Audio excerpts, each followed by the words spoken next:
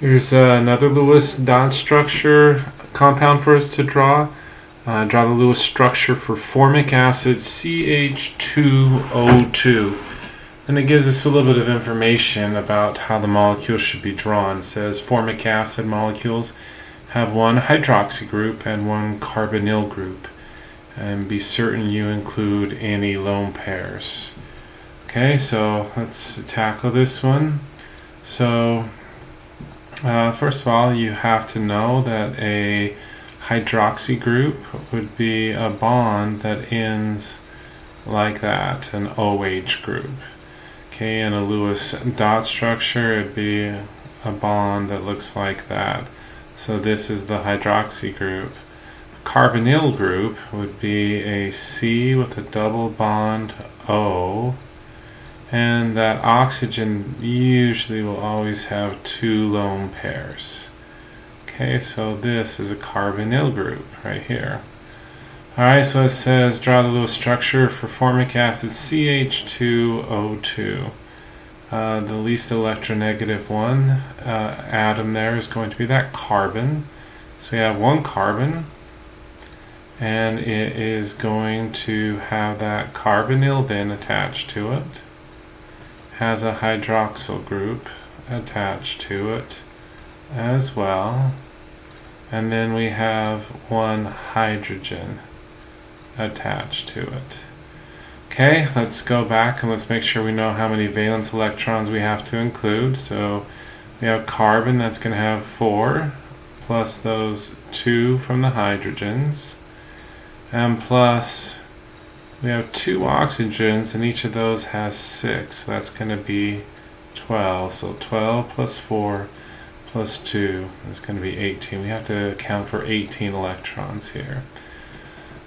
Okay, so we've drawn this basic structure here, and so let's count up our valence electrons. We have 2 right here. Okay, so there's 2, 4, 6, 8, 10. Okay, so far I have 10, so I need 18. I've used up 10, so I've got 8 more. Now remember those lone pairs on those oxygens. Okay, so we want to put lone pairs on terminal types of atoms, and so we're going to draw a lone pair on that oxygen and on that oxygen, and a lone pair there and a lone pair there. Alright, so let's check and make sure we've got all my valence electrons accounted for. There are 2, 4, 6, 8, 10, 12, 14, 16, 18. And so I do have all those accounted for. Now let's look at octet rules. For that carbon, I have 2, 4, 6, 8. That looks good. For this oxygen, I have 2, 4, 6, 8. That looks good. For this oxygen, I have 2, 4, 6, 8. That looks good. And I have my duets around the hydrogens. So this is going to be a valid and good Lewis dot structure for formic acid. Okay, so let's go back here to our Alex here, and let's go ahead and draw this. So again, I have that carbon, and then I have oxygen that I'm going to put up there, and let's go ahead and put that oxygen up there. Okay, and then I'm going to have this hydroxyl group. It's going to come off of here, that OH, that lined up, that O, and then that H, and then I have that other hydrogen off of there.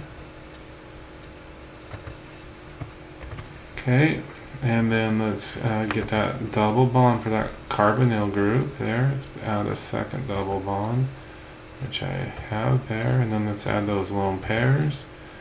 Lone pair, and lone pair.